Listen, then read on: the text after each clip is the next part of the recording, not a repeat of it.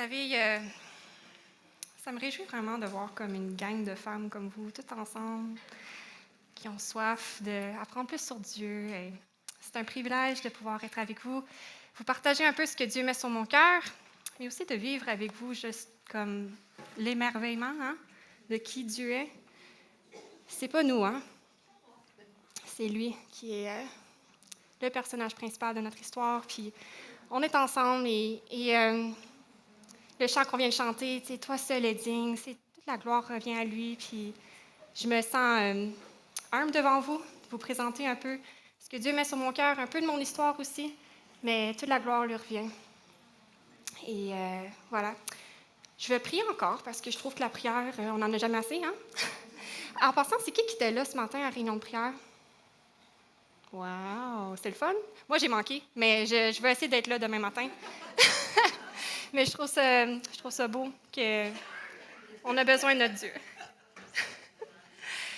Alors Dieu, merci pour ce temps qu'on peut être ensemble avec toi.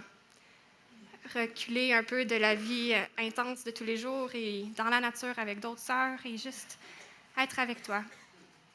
Je te prie d'utiliser ta parole ce matin pour nous faire du bien à chacune de nous, puis nous rappeler la vérité, qu'on puisse se prêcher la vérité à nos cœurs, les unes aux autres aussi, puis s'émerveiller plus de toi. Utilise ta parole, Seigneur. Tu dis que ta parole ne revient pas à toi sans faire effet, fait que c'est ma prière ce matin que tu t'en serves pour transformer mon cœur puis le cœur de mes sœurs ce matin. Amen. All right. Écoute, je vais plonger dans le sujet. Moi, je suis un livre pas mal ouvert. Je vais me rendre assez vulnérable avec vous parce que, écoute, on est tous des humains, puis on vit toutes des affaires, puis on se ressemble plus qu'on le pense. Ça fait 6 mois maintenant que je suis carrément sevrée de médicaments d'antidépresseurs. J'ai été en dépression pendant 2 ans. Une dépression sévère à la suite d'une douloureuse peine d'amour. Je croyais que mon rêve d'enfant allait se réaliser. J'étais certaine que Dieu orchestrait tout. Tout était comme trop beau pour être vrai. Et ça a tout écroulé, puis j'avais tellement honte d'être autant affectée par une histoire comme ça parce que ça m'affectait. J'allais pas bien. Et je me disais, mais non, tu sais, il y a des souffrances pires que ça, il me semble. C'est pas si tragique ce que j'ai vécu. Pourquoi que ça me fait autant mal? Il y avait beaucoup de doutes, beaucoup de confusion, des pourquoi sans fin. Pourquoi? Est-ce que j'ai fait une erreur? Est-ce que c'est de ma faute? Non. Des effets physiques aussi de la détresse sur mon propre corps. Tu sais, je voyais que je perdais l'appétit, je perdais du poids, crise de panique chaque fois que j'entendais son nom. Beaucoup de solitude. J'avais un type de dépression qu'on appelle high functioning, c'est-à-dire que très fonctionnel dans un sens. Peu de personnes se rendaient compte que j'avais une tristesse qui me rongeait à l'intérieur parce que j'étais full occupée avec plein de projets, mais j'allais pas bien. Puis surtout, j'étais accablée par un doute immense de comme le caractère de Dieu. Comme, je te comprends plus, Dieu. Je passais des nuits à brailler et sentiment d'être complètement abandonnée par mon meilleur ami au moment où j'en avais le plus besoin. Les questions qui me tracassaient, c'était comme, tu sais, Dieu, je t'ai obéi, je t'ai mis en premier, je croyais que tu allais prendre soin de moi. Mais c'est quoi ça? Comme, ça fait pas de sens. Pourquoi t'es pas intervenu dans ma vie comme tu l'as fait dans la vie de tellement d'autres personnes que je connais? Pourquoi eux, ça va bien? Même celles et ceux qui n'ont pas nécessairement fait des bons choix. Puis là, moi, j'essaie de te plaire. Puis c'est ça que tu me donnes?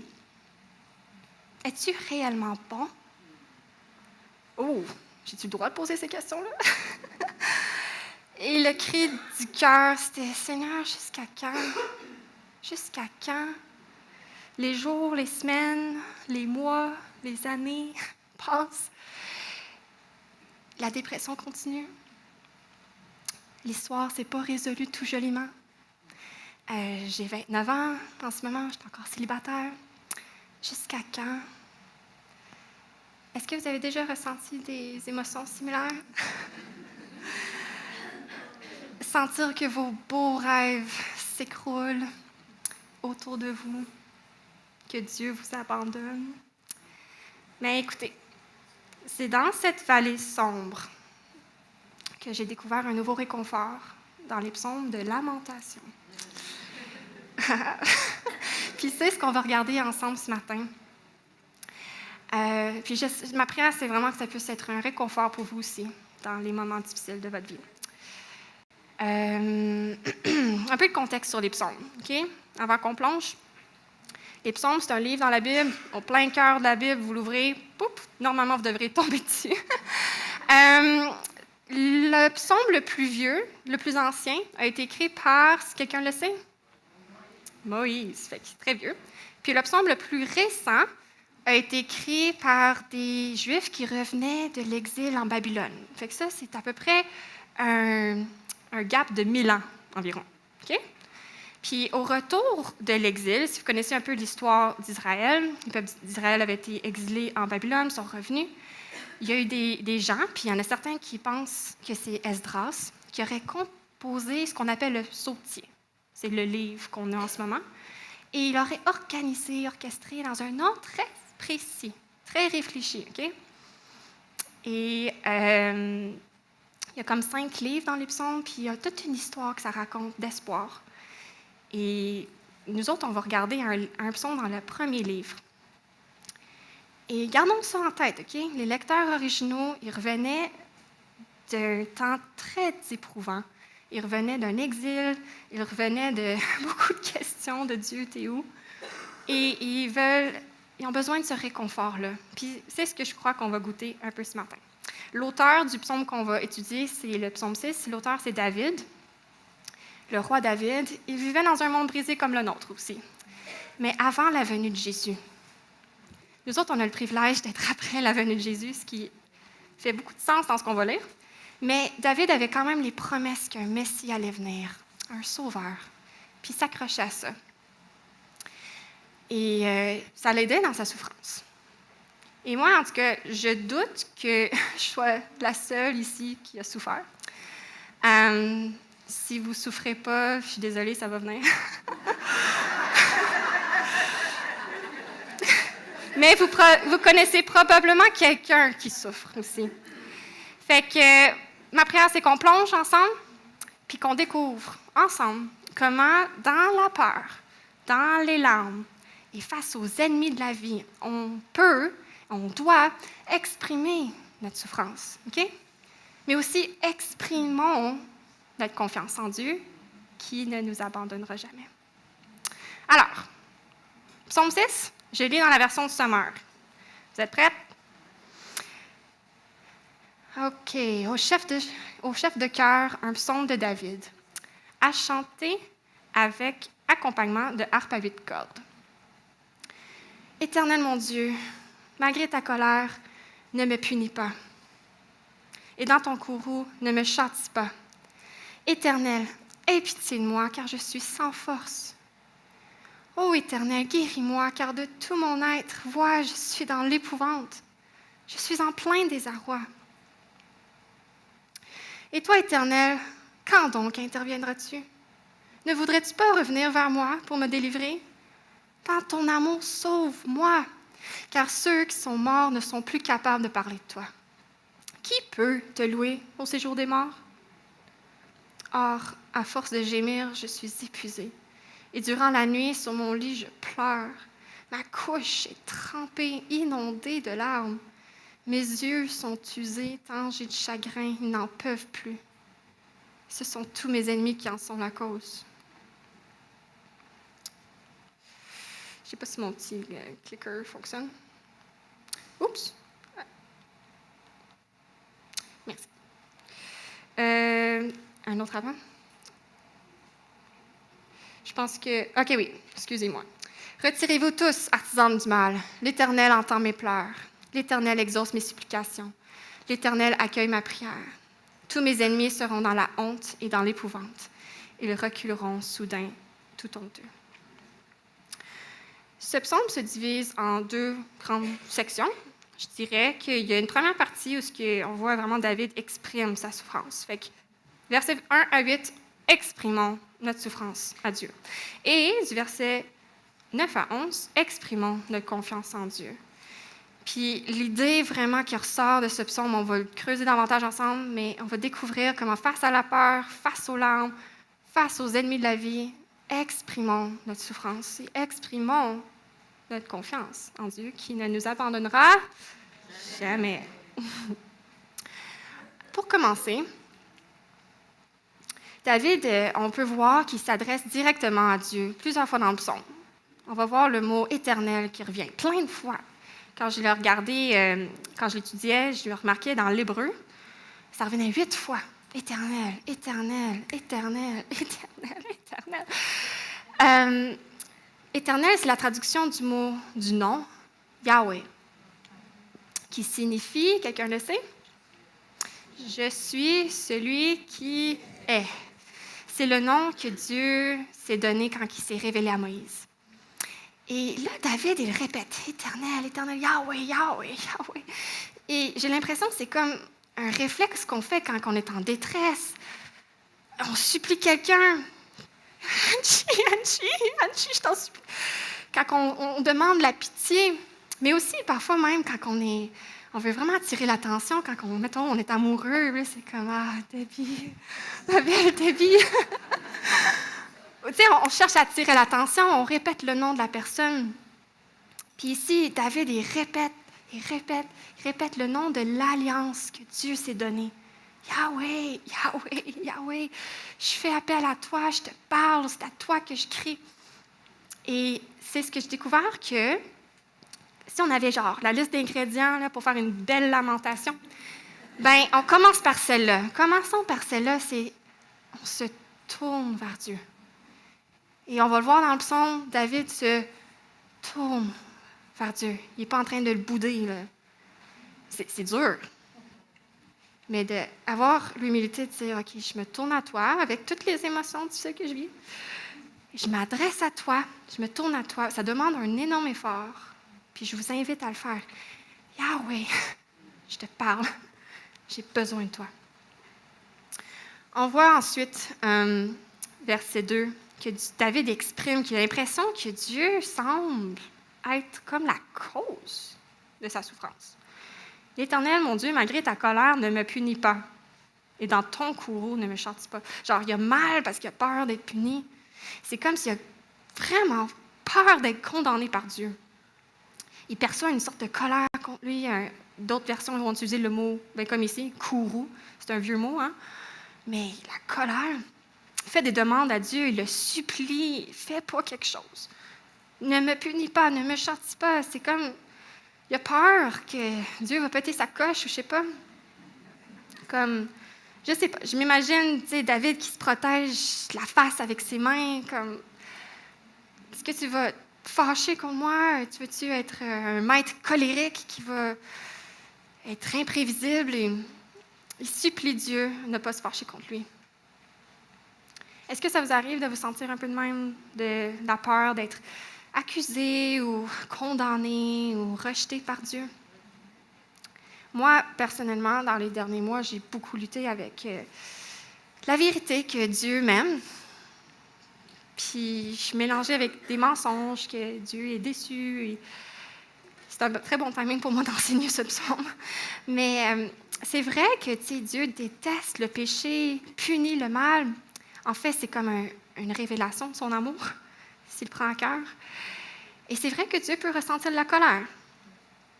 Quand l'objet de ton amour est menacé, puis tu n'es pas en colère, il y a un problème.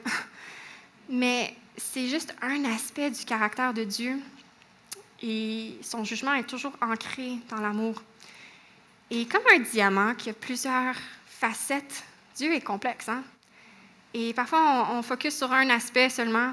Mais là aussi, il semblerait que David est vraiment marqué par un côté de jugement. Est-ce que ça va être contre moi? Est-ce que je suis en sécurité? T'sais?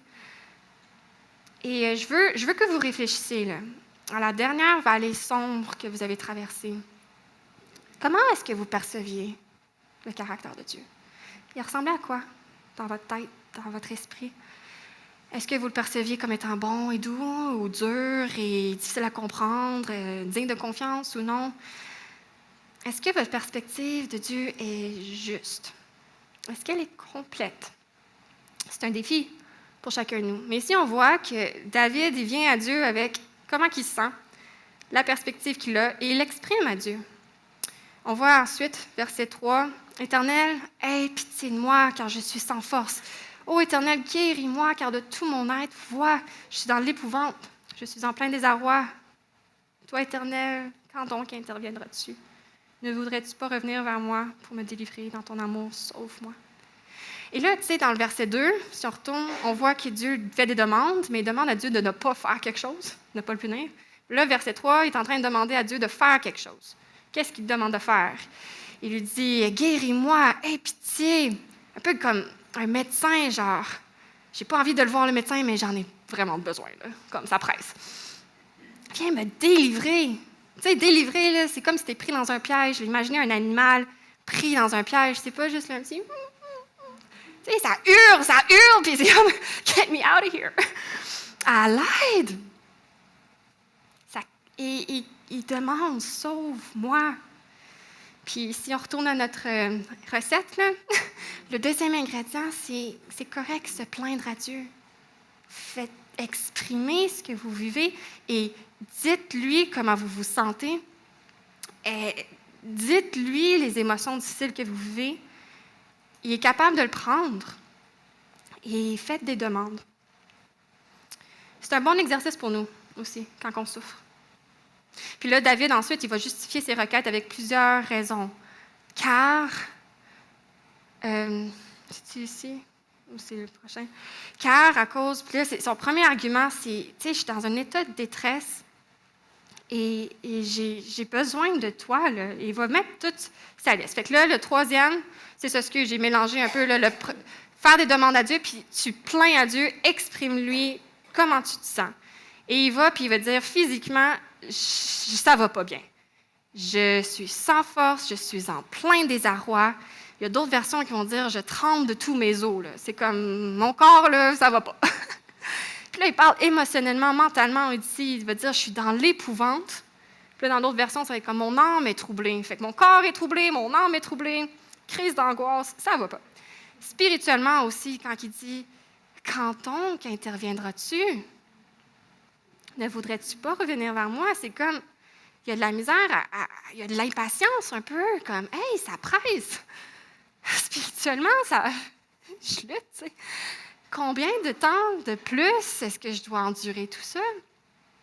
J'ai peur d'être abandonnée pour la vie. Ne voudrais-tu pas revenir? Il semble croire que c'est Dieu qui aurait pris ses distances. Hey, c'est à toi de revenir vers moi, là. Tu prends tes distances ou quoi? Et il dit tout ça à Dieu. Il ne se gêne pas. Et il pose des questions tough. Là. Il dit, c'est ça, c'est comme si quasiment il est en train d'accuser Dieu. C'est toi qui s'éloignes, reviens. Est-ce que c'est correct de poser des questions à Dieu? Des questions vraiment difficiles. Le challenger quasiment. Que pensez-vous de son ton, son attitude? Est-ce que vous oserez faire pareil? Je pense que Dieu est capable de prendre nos questions difficiles. Hein? Même les saints dans la Bible ils ont posé des questions difficiles à Dieu. On le voit dans l'Apocalypse. À la fin, là, on voit qu'il y a des saints qui sont morts pour leur foi, qui ont versé leur sang pour Jésus. Puis qu'est-ce qu'ils disent? Ils s'écrièrent d'une voix forte, « Maître saint véritable, jusqu'à quand tarderas-tu à juger les habitants de la terre et leur demander compte de notre mort? » On n'est pas seuls. Mais on peut oser verbaliser ces questions-là. Fait que David défend sa cause, avec qu'est-ce qu'il vit, là, c'est sa souffrance physique, émotionnelle, mentale, spirituelle. Deuxième argument, il réfère au caractère aimant de Dieu. Il va dire, dans ton amour, sauve-moi. Dans ton amour, ça, là, en hébreu, c'est le mot hesed. Je ne sais pas si vous connaissez. Hesed, ça se traduit un peu mieux en anglais, steadfast love. Un amour d'alliance. Il se réfère au caractère immuable, inchangeable de Dieu. Toi, Dieu, là, tu es amour. Là, c'est ça mon argument. Viens à mon aide à cause de ton caractère, à cause de qui tu es. Mais ça peut être difficile de croire que Dieu nous aime. On le sait, on a grandi entouré de ce message-là, mais est-ce qu'on y croit vraiment? Et là, David, il va mettre Dieu au défi d'être conséquent avec son caractère. Est-ce que c'est rebelle? Est-ce que c'est arrogant? Est-ce que c'est provocateur? Ou est-ce que c'est un indice de sa foi? J'ose croire que c'est un indicateur qu'il y a foi que Dieu est qui il dit être et il fait appel à ça. Et quand vous souffrez, mes sœurs, est-ce que vous entretenez ces mensonges-là concernant le caractère de Dieu? Ah, il m'a probablement oublié. Ou, ouais, je pense que ça a l'air qu'il aime les autres plus que moi. Hein? Moi, j'avais ce feeling ça souvent. C'était comme, ouais, Dieu doit avoir ses chouchous, puis j'en fais pas partie. Hein? Ou si j'ai vraiment fait une erreur grave, comme, ouf, je sais pas s'il arriverait à me pardonner à un moment donné. Est-ce que c'est la vérité? Est-ce que c'est ce que Dieu révèle de lui-même dans sa parole? Ou est-ce que c'est des mensonges? Il faut prêcher à son âme la vérité du caractère de Dieu. Pas tant pour rappeler à Dieu, « Hey Dieu, hein, t'as-tu oublié que t'étais de même? » C'est plus pour nous rappeler à nous-mêmes. Rappeler à notre cœur, rappeler à notre âme. Puis c'est ce que j'ai vraiment dû faire dans les derniers mois avec des doutes que j'avais concernant l'amour de Dieu pour moi. Non, il révèle qu'il est de telle façon. Là, c'est ma job de le croire ou non. Est-ce que je vais le croire? On voit ensuite que David se met à parler du séjour des morts. Il va dire, car ceux qui sont morts ne sont plus capables de parler de toi, qui peut te louer au séjour des morts? C'est comme son troisième argument. Le premier argument, c'était genre, hey, ça fait mal, là, je te répands ma plainte. Deuxième argument, c'est rappelle-toi ton caractère, hein, t'es bon, hein? Troisième argument, c'est comme, check ce que ça marche pas. Genre, le séjour des morts, les gens, c'est pas très efficace pour toi parce qu'ils sont pas en train de t'adorer et tout. Maintenant, qu'est-ce que ça veut dire séjour des morts? Ici, dans l'Ancien Testament, il utilise souvent le mot Sheol. Vous avez peut-être déjà vu dans vos versions. C'est quoi? Est-ce que c'est l'enfer, l'équivalent? Bien, leur compréhension du peuple d'Israël dans l'Ancien Testament n'était pas autant développée de la vie après la mort que nous, on peut avoir avec toute la révélation biblique. Eux, ils comprenaient le séjour des morts comme simplement la tombe, l'endroit où les personnes qui quittent la terre des vivants se retrouvent. Et David, il se met à raisonner avec Dieu concernant ce qui serait le plus avantageux. Il est comme, écoute, personne qui est mort peut parler de toi, peut penser à toi, peut être utile, peut te louer, peut te dire merci. Moi, là, je suis capable. et j'aimerais ça continuer. Je veux continuer à t'adorer, t'aimer, te dire merci. Et on dirait que la raison que c'est un argument pour lui, qu'il veut défendre, c'est que le fondement de sa relation avec Dieu tournait autour de l'adoration. De l'aimer, lui dire merci, l'adorer, parler de lui aux autres. Et pour lui, c'était tellement précieux qu'il ne voulait pas le perdre. Pour lui, la mort, c'est de plus être capable de le remercier, de l'aimer, puis c'était sa pire crainte. Et nous, dans notre souffrance, est-ce que notre plus grande préoccupation, c'est d'être perdu loin de Dieu? C'est-tu ça qui nous chicote le plus? Puis dans mon cas, dans la dépression, puis la peine d'amour, après tant de mois de prières, de larmes, d'aide, chercher beaucoup d'aide, de l'espoir, puis là, ouf, ça retombe. Le choc a vraiment ébranlé ma foi, comme rien d'autre. Et honnêtement, j'ai vraiment eu peur. J'ai eu peur de sombrer dans l'amertume et j'ai eu peur de ne plus croire que Dieu est bon. Et j'ai eu peur de lâcher. Et j'ai eu peur d'être perdue loin de Dieu. Ça, là, ça aurait été pire que l'épreuve que je traversais. Et je pense que c'est bon signe. Je pense vraiment que c'est bon signe. Et donc, pour dire tout ça à Dieu, encore une fois, c'est pas pour comme rappeler Dieu parce qu'il l'a oublié, là. C'est plus pour se prêcher à son âme soi-même, de se convaincre que ce qu'on veut plus que tout au monde, c'est d'être proche de Dieu. C'est sa présence. Est-ce que c'est ça votre désir à vous dans votre souffrance? C'est important de le verbaliser, ce désir, de le dire à Dieu, de le dire à votre cœur. C'est toi, Dieu, que je veux plus que tout. C'est ta présence que j'ai soif, j'ai envie de toi. Il continue. Or, à force de gémir, je suis épuisée. Et durant la nuit, sur mon lit, je pleure. Ma couche est trempée, inondée de larmes. Mes yeux sont usés tant j'ai de chagrin, ils n'en peuvent plus. C'est comme il renforce encore une fois, là, il revient à son idée de sa souffrance physique. Là, et on dirait qu'il vit de l'insomnie. Il est épuisé. Peut-être que ça explique l'intensité du psaume. Hein? Parfois, quand on est fatigué, les émotions, c'est comme... Et il renforce cette idée de son chagrin, sa souffrance émotionnelle. Et je trouve ça intense, hein, l'image de sa couche, son lit là, est trempé de larmes. Tu sais, j'imagine une éponge, là, tu prends une éponge, puis ça coule. Là. Imagine ton matelas. Là. Est-ce que ça vous est déjà arrivé de pleurer que votre Kleenex est trempé, ou là, vous en prenez un autre, puis là, vous en avez une pile de 5 à peu près? Mais tu sais, ton matelas, là, c'est intense. Imaginez pleurer autant de larmes. Voici l'homme selon le cœur de Dieu qui comprend ce que vous avez vécu. Et il y a d'autres versions qui vont dire que c'est comme s'il vit dans un déluge de larmes ou qu'il est arrosé de larmes. Puis, je ne sais pas pour vous, mais moi, ça me fait penser à une histoire dans l'Ancien Testament qui était vraiment gravée dans la mémoire des Israélites. Un déluge qui... et c'est quasiment comme si David dit, tu sais, Dieu, tu te souviens là, quand le mal t'a tellement fait mal que tu as pu en pleurer au point que ça a inondé la planète, genre.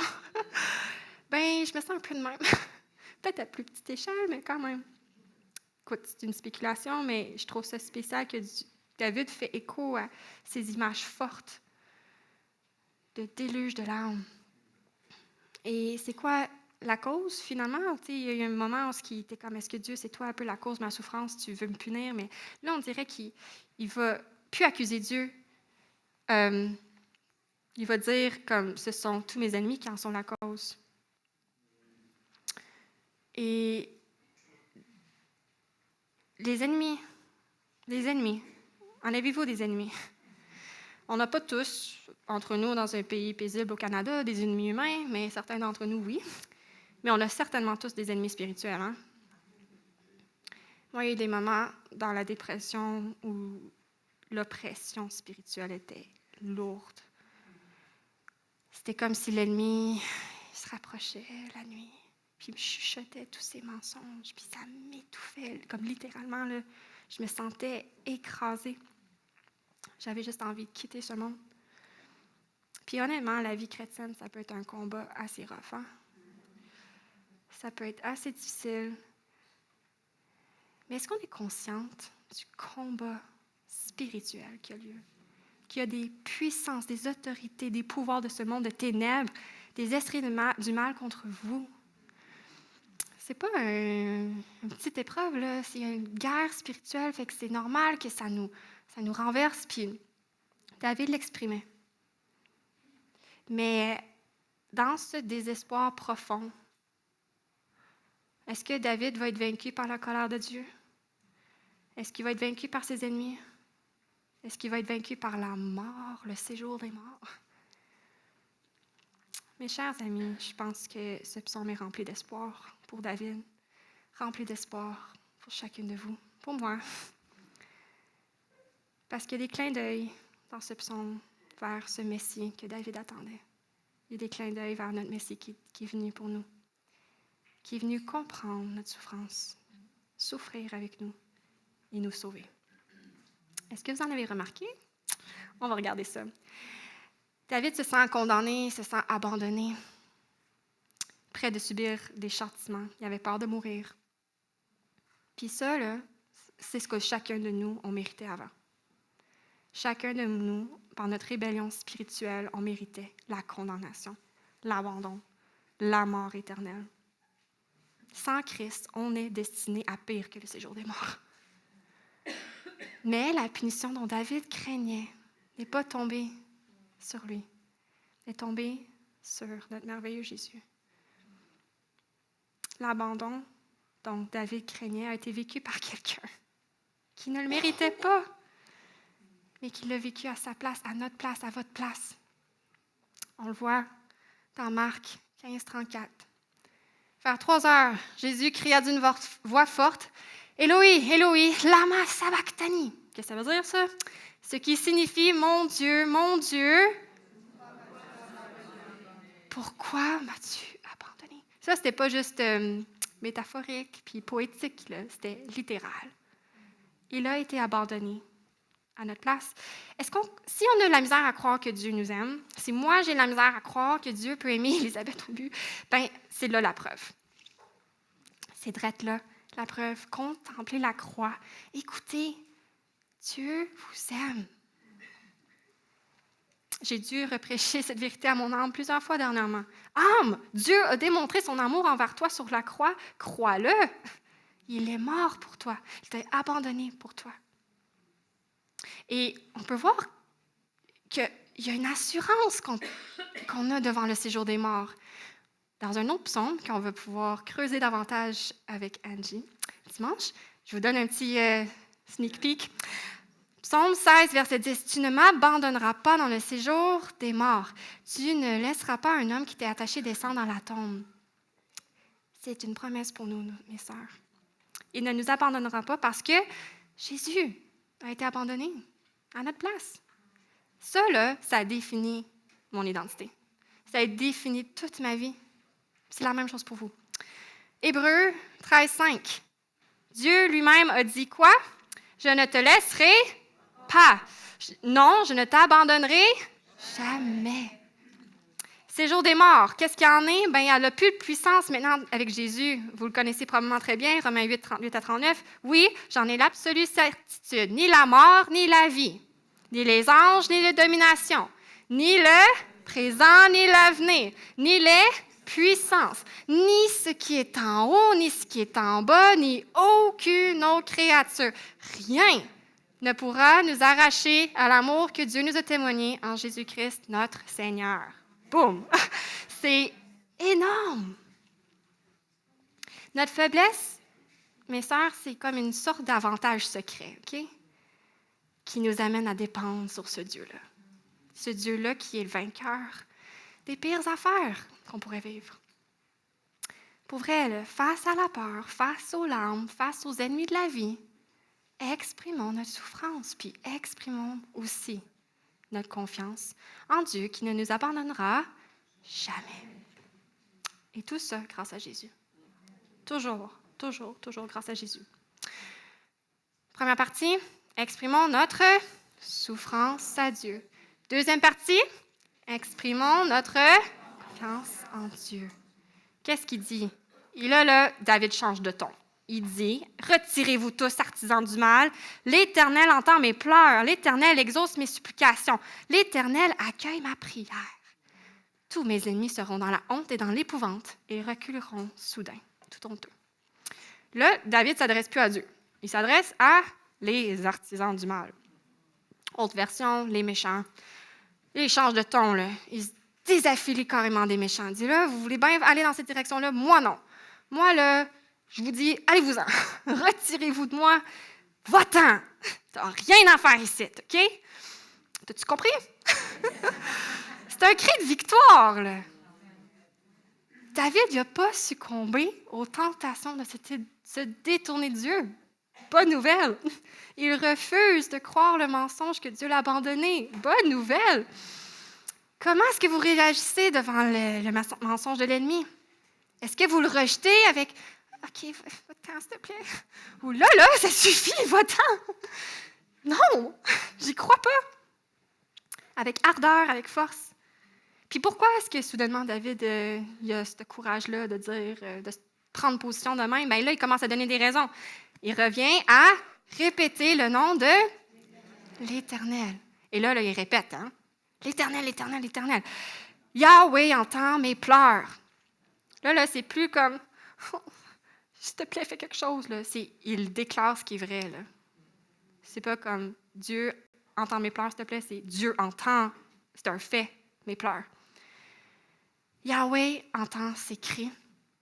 Il exauce ses supplications. Il n'a pas ignoré sa prière. Il l'accueille. Je trouve que c'est beau le mot, là. Accueille ma prière. Imaginez, là, si vous venez chez moi un jour, là, j'ouvre la porte. Hey, rentrez. Je vais vous chercher un verre d'eau. Est-ce que, tiens, assieds-toi. Imaginez, c'est ça la prière. Rentre. Viens chez nous. La perspective de David a complètement changé, même si ses ennemis sont encore là. Même si sa circonstance n'a peut-être pas changé. Parce qu'il sait qu'il a été entendu. Il sait qu'il a été accueilli. Il sait qu'il est exaucé par Dieu. Et ça, on retourne à notre recette. C'est le 4e élément. Et c'est vraiment un élément qu'on a tendance à mettre de côté, mais c'est comme l'élément essentiel d'une lamentation réussie. C'est la confiance. Tu as le droit de souffrir. Tu as le droit de te fâcher. Tu as le droit de l'exprimer. Mais si tu manques cet ingrédient-là, puis tu tombes dans l'amertume, c'est un murmure, comme les Israélites dans le désert. Mais quand il y a l'élément de confiance, tu tombes dans la lamentation qui est biblique et bonne. Et est-ce que c'est dans vos habitudes de vie, quand vous souffrez, puis vous exprimez votre souffrance à Dieu, est-ce que c'est dans vos habitudes de déclarer, verbaliser votre confiance en Dieu? Que vous choisissez, c'est un choix, hein? Ça ne se fait pas souvent tout seul. Parfois, comme Dieu permet que ça coule. Mais la plupart du temps, tout en nous ne veut pas. Tout en nous aurait tendance à vouloir comme se rebeller contre lui. Mais le choix de se soumettre et dire « Je te fais confiance. Tu sais mieux que moi. » Pourquoi? Pourquoi faire confiance à Dieu? Ce verset-là, j'ai lutté beaucoup avec dans ma peine d'amour, mais je suis arrivée à l'accepter. Lui qui n'a même pas épargné son propre fils, mais l'a livré pour nous tous, comment ne nous donnerait-il pas aussi tout avec lui? Ce que Dieu me donne est bon, puis c'est ce que j'ai besoin. Puis si je ne l'aime pas, c'est correct, mais c'est ce que j'ai besoin, puis il me le donne parce qu'il est bon. Et on doit tous battre pour le croire. Moi incluse. Moi la première, en fait. Et honnêtement, cet élément clé, le 4e ingrédient d'adoration, confiance, c'est ça, c'est au final, c'est de l'adoration. C'est ça qu'on a été créé à faire. Puis il y a des moments où moi, il fallait que je sorte mon petit ukulélé, puis je me mette à chanter quand tout en moi ne voulait pas le faire. Puis c'est ça qui a doucement guéri mon cœur. Pas pleinement, parce qu'il va guérir quand je vais voir Jésus de mes propres yeux. J'ai hâte. Mais qui m'a aidé à surmonter la tristesse et tout, c'est d'enlever les yeux de moi et les mettre sur lui et de lui verbaliser ma confiance. Même si je lutte avec les émotions difficiles, je choisis de lui faire confiance. Et comment est-ce que Dieu répond? Bien, l'angoisse dont David avait tellement, qu'il vivait, qui l'accablait, on dirait qu'à la fin, si vous regardez, ça semble être transféré sur ses ennemis. C'est eux qui seront tout honteux. C'est eux qui vont subir cette honte-là. Moi, je suis libérée. Vous autres, quand vous prêchez la vérité sur l'amour de Dieu pour vous, ça ressemble à quoi? Comment est-ce que vous pouvez adorer Dieu dans vos tempêtes? En attendant sa délivrance terrestre, puis la délivrance totale, éternelle. 4 éléments de lamentation. Ici, là, rappelons-nous, on peut se tourner à Dieu, on peut se plaindre à lui, on peut lui faire des demandes très précises. Là, Dieu, là, moi, je veux que ça change. Puis au final, tu sais, je te fais confiance, peu importe ce que tu décides. Ces 4-là, je me base sur un livre d'un monsieur qui s'appelle Mark Vroegop, drôle de nom, qui s'appelle « Profondes ténèbres, miséricorde infinie », qui explique plus les lamentations. Excellent livre. Mais je trouve que ça résume bien l'essence d'une lamentation. Comment est-ce que vous, aujourd'hui, Vous allez vous balader dehors, proche du lac, prendre du temps avec vos amis. Comment est-ce que vous pouvez trouver une consolation en Jésus? Et vous prêchez les uns aux autres la vérité que en lui, vos larmes ne sont pas en vain. Un jour, elles vont toutes être essuyées. Je vous invite à énumérer, là. Faites une liste de toutes les choses que Dieu fait pour vous dans les derniers jours, dans les derniers mois. Vous montrez que Dieu ne vous a pas oublié. Ça peut prendre une forme, comme je dis, d'une liste, mais ça peut aussi prendre la forme d'un chant.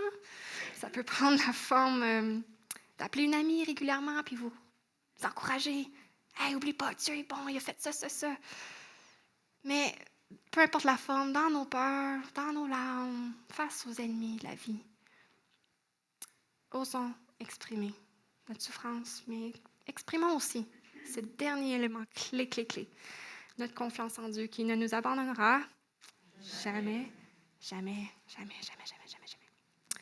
Je termine, OK? Je termine en vous partageant une expérience de lamentation que j'ai vécue.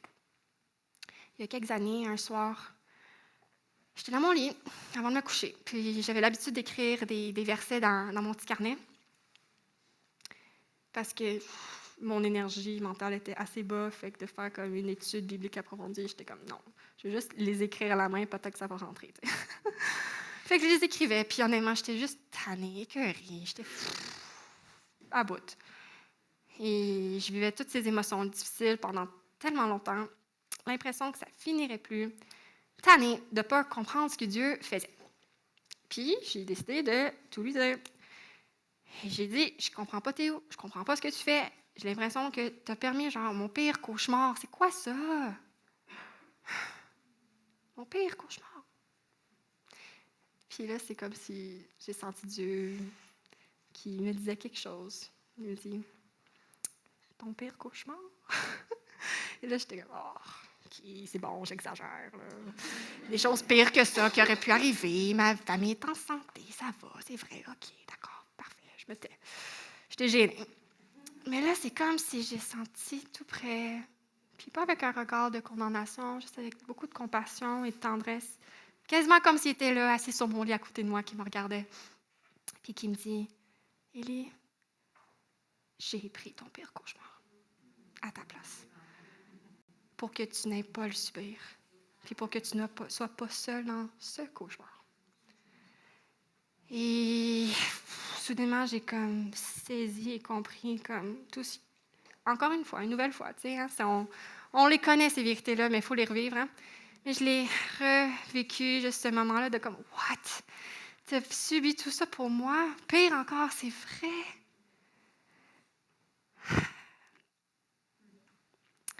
Pour que j'ai plus jamais à subir le pire des pires. Puis, évidemment, je me suis mise à brailler et à adorer ce Dieu merveilleux qui n'est pas indifférent à ma souffrance, qui m'a délivrée de beaucoup plus que je suis consciente, puis qui ne m'abandonne pas dans ce que je vis en ce moment. Il est digne de confiance, mes sœurs, il est digne de votre confiance, parce qu'il a subi votre pire cauchemar à votre place. Il le fait pour que vous sachiez, sachez-le, il ne vous abandonnera jamais. Même quand c'est difficile, l'histoire n'est pas finie. Alors, ça, je l'ai fait face à la peur, face aux larmes, face aux ennemis de la vie. Exprimons notre souffrance et exprimons notre confiance en Dieu qui ne nous abandonnera jamais. Je vais prier.